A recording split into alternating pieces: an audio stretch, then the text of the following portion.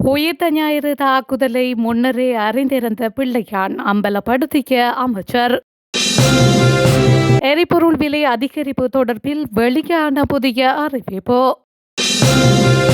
தீவிர எச்சரிக்கை நிலையில் வெப்பநிலை அவதானமாக இருக்குமாறு இலங்கை மக்களுக்கு அறிவுறுத்தல். நடைமுறைக்கு வரும் புதிய தடை வழங்கப்பட்டது விசேட உத்தரவு. மகிந்தவுக்கு விதிக்கப்பட்ட காலக்கெடு நாளையுடன் நிறைவு.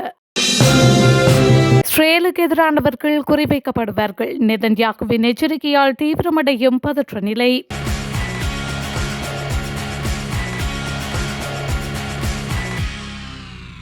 இலங்கையில் 2019 ஆண்டு நடைபெற்ற உயிர்த்த ஞாயிறு தாக்குதல் குறித்து பிள்ளையான் என்ற சிவனேசத்துறை சந்திரகாந்தன் முன்கூட்டியே அறிந்திருந்தார் என்பதற்கான தகவல் வெளியாகியுள்ளதாக பாதுகாப்பு அமைச்சர் ஆனந்த் விஜயபால தெரிவித்துள்ளார். இன்று நாடாளுமன்றத்தில் விசேட உரையொன்றை நிகழ்த்திய போதே பொதுமக்கள் பாதுகாப்பு அமைச்சர் இந்த விடயத்தினை குறிப்பிட்டுள்ளார். இங்கு தொடர்ந்தும் கருத்து தெரிவித்த அமைச்சர், உயிர்த்த ஞாயிறு தாக்குதலானது ஒரு தனித்த சம்பவம் அல்ல, அது 2017 ஆண்டு முதல் முன்னெடுக்கப்பட்ட ஒரு சதித்திட்டம் என்பது தற்போது மேற்கொள்ளப்பட்டு வரும் விசாரணைகள் மூலம் தெரிய வந்துள்ளது. அத்துடன் சஹ்ரான் காசிமுக்கு மேலிருந்து அவரை இயக்கிய ஒரு நபர் மற்றும் குழு குறித்த ஆதாரங்களும் கண்டறியப்பட்டுள்ளதாக அமைச்சர் தெரிவித்துள்ளார். வவுணதீவு காவல்துறை உத்தியோகத்தர்கள் படுகொலை தொடர்பான விசாரணைகள் முறையாக முன்னெடுக்கப்பட்டிருந்தால் உயிர்த்த ஞாயிறு தாக்குதலை தடுத்திருக்க முடியும் என்றும் அவர் குறிப்பிட்டுள்ளார். உயிர்த்த ஞாயிறு தாக்குதலின் பின்னணியில் உள்ள சதி மற்றும் அதற்கு உதவி அளித்தமை தொடர்பில் சந்தேகத்தின் பேரில் சுரேசாலே கைது செய்யப்பட்டுள்ளதாகவும் அமைச்சர் மேலும் தெரிவித்தமை குறிப்பிடத்தக்கது. மத்திய கிழக்கில் பிராந்திய மோதல்கள் தணியாமல் தொடர்ந்து அதிகரித்தால் நாட்டின் எரிசக்தி சந்தையில் எரிபொருள் விலைகளை உயர்த்த வேண்டியிருக்கும் என்று இலங்கை பெட்ரோலிய கூட்டுத்தாபனம் தெரிவித்துள்ளது. சர்வதேச அரசியல் ஸ்திரத்தன்மை இலங்கை பொருளாதாரத்தில் ஏற்படுத்தக்கூடிய கடுமையான தாக்கம் குறித்து கவனம் ஈர்க்கப்பட்டுள்ளதாக சிபிசி மற்றும் மொத்த முனையங்களின் நிர்வாக பணிப்பாளர் மயூரநிதி குமார தெரிவித்துள்ளார். தற்போதைய சூழ்நிலையில் நாட்டின் எரிபொருள் தேவைகளை பூர்த்தி செய்ய ஆண்டுதோறும் 4.5 முதல் 5 பில்லியன் அமெரிக்க டாலர்கள் வரை செலவிடப்படுகின்றது.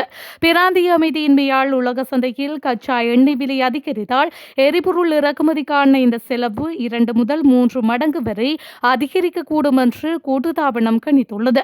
இறக்குமதி செலவுகள் கடுமையாக அதிகரித்தால் நுகர்வோர் விலைகளை மறுபரிசீலனை செய்வதை அரசாங்கம் தவிர்க்க முடியாது என்று நெதிகுமார தெரிவித்துள்ளார். இந்த சூழ்நிலையில் உள்ளூர் பொருளாதாரத்தின் நிலைத்தன்மையை பேணுவது வரும் காலத்தில் ஒரு பெரும் சவாலாக அமையும் என்றும் மேலும் வலியுறுத்தப்படுகின்றது. நாடு முழுவதும் பல பகுதிகளில் நிலவும் உயர் வெப்பநிலை குறித்து எச்சரிக்கை விடுக்கப்பட்டுள்ளது. மேற்கு சப்ரகமுவ, தெற்கு, கிழக்கு, வடமேற்கு, வடக்கு மற்றும் வடமத்திய மாகாணங்கள் மற்றும் மொனராகலை மாவட்டத்தில் வெப்பமான வானிலை நிலவும் என வானிலை ஆய்வுத்துறை எச்சரிக்கை விடுத்துள்ளது. இன்று முதல் நடைமுறைக்கு வரும் இந்த எச்சரிக்கையின்படி 21 மாவட்டங்களில் உள்ள சில இடங்களில் மனித உடலில் உணரப்படும் வெப்பநிலையான வெப்ப குறியீடு எச்சரிக்கை நிலை வரை அதிகரிக்க வாய்ப்புள்ளதாக தெரிவிக்கப்பட்டது. சூரியனின் தெற்கில் இருந்து வடக்கு நோக்கிய நகர்வின் காரணமாக ஏப்ரல் 5 முதல் 15 வரை இலங்கை நிலப்பரப்பிற்கு நேரே சூரியன் உச்சம் கொடுக்கும் என வளிமண்டலவியல் திணைக்களம் அறிவித்துள்ளது. முன்னாள் ஜனாதிபதி மஹிந்த ராஜபக்ஷ தனது சொத்துக்கள் மற்றும் பொறுப்புகள் தொடர்பான சத்திய கடிதாசியை சமர்ப்பிப்பதற்கு வழங்கப்பட்ட கால அவகாசம் நாளையுடன் நிறைவடைவதாக லஞ்ச ஊழல் விசாரணை ஆணைக்குழு அறிவித்துள்ளது. இந்த நிலையில் குறித்த காலப்பகுதிக்குள் சத்திய கடிதாசி சமர்ப்பிக்கப்பட தவறினால் அவருக்கு எதிராக உரிய சட்ட நடவடிக்கைகளை முன்னெடுக்க உள்ளதாக ஆணைக்குழு எச்சரித்துள்ளது.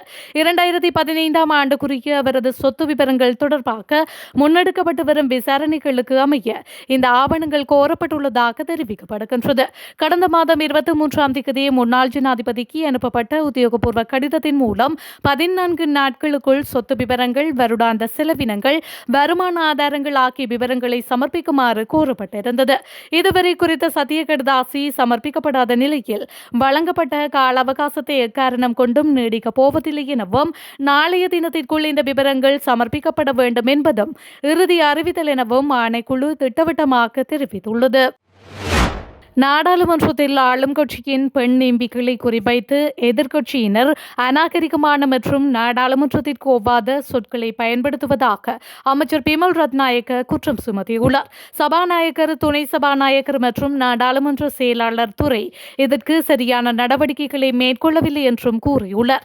பிமல் ரத்நாயக்க மேலும் கூறியதாவது, இத்தகைய ஒழுக்கன்ற மொழி பயன்படுத்தலை குறித்து நடவடிக்கை எடுக்குமாறு கோரி ஆட்சிக் கட்சியின் பெண்கள் எம்பிக்கள் சபாநாயகருக்கு கடிதம் ஒன்றை அளித்திருந்தனர். இருப்பினும் இதுவரை இந்த நடவடிக்கையும் எடுக்கப்படவில்லை. இந்த விவகாரத்தில் சபாநாயகர் உடனடி நடவடிக்கை எடுக்க வேண்டும்.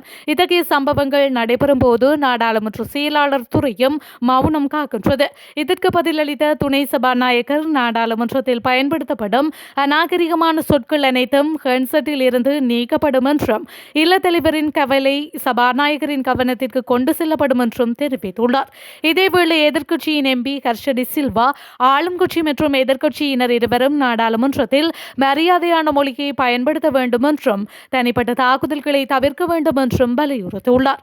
இதன்படி நாம் கொள்கைகளை குறித்து வாதாடலாம், ஆனால் தனிப்பட்ட தாக்குதல்கள் வேண்டாம் எனவும் அவர் தெரிவித்துள்ளார். சித்திரை புத்தாண்டை முன்னிட்டு போலீஸ் நிலையங்களில் முன்னெடுக்கப்படும் கொண்டாட்டங்கள் மற்றும் அன்பளிப்புகளை பெற்றுக்கொள்வது தொடர்பாக போலீஸ் மாதிபர் பிரியந்த வீரசூரிய அனைத்து போலீஸ் அதிகாரிகளுக்கும் விசேட அறிவுறுத்தல்களை வழங்கியுள்ளார். சிரேஷ்ட போலீஸ் அதிகாரிகளுக்கு வாழ்த்து தெரிவிக்கும் வகையில் அன்பளிப்புகளை வழங்குவதோ அல்லது அவற்றை சிரேஷ்ட அதிகாரிகள் ஏற்றுக்கொள்வதோ முற்றாக தடை செய்யப்பட்டுள்ளது. புத்தாண்டு விருந்துபசாரங்களுக்காக போலீஸ் அதிகாரிகளிடம் பணம் வசூலிப்பதோ அல்லது வர்த்தக சமூகத்திடம் நிதியுதவி கோருவதோ முறையற்றது என சுட்டிக்காட்டப்பட்டுள்ளது. வெளித்தரப்பினரின் பங்களிப்புடன் போலீஸ் நிலையங்களில் புத்தாண்டு விழாக்களை நடாத்துவதை தவிர்க்குமாறு அறிவுறுத்தப்பட்டுள்ளது.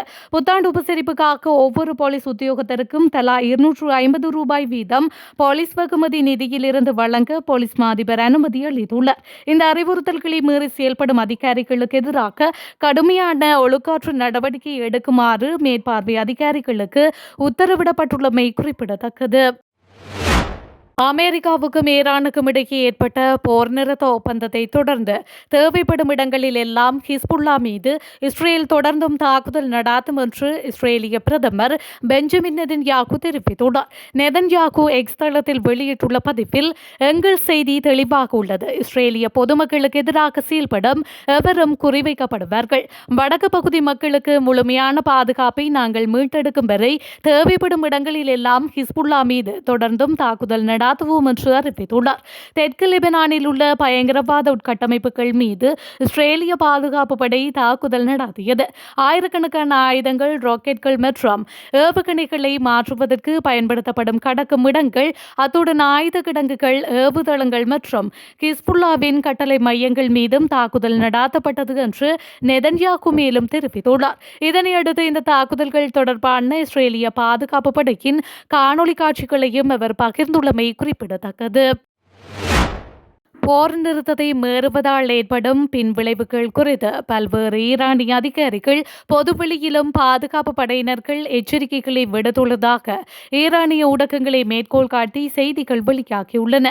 லெபனான் எல்லை மீதான தாக்குதல்கள் ஈரானிய கண்ணோட்டத்தில் போர் நிறுத்த ஒப்பந்த மீறலாக கருதப்படுகின்றன என்று அவர் கூறுகின்றார். பேச்சுவார்த்தை மூலம் தீர்வு காண்பதற்கு வழிவகுக்கும் வகையில் எட்டப்பட்ட ஒப்பந்தத்தின் ஒரு பகுதியாக லெபனான் முனை உட்பட பிராந்தியம் முழுவதும் இஸ்ரேலியர்கள் மற்றும் அமெரிக்கர்களின் தாக்குதல்கள் முழுமையாக நிறுத்தப்பட வேண்டும் என அவர்கள் சுட்டிக்காட்டியுள்ளனர்.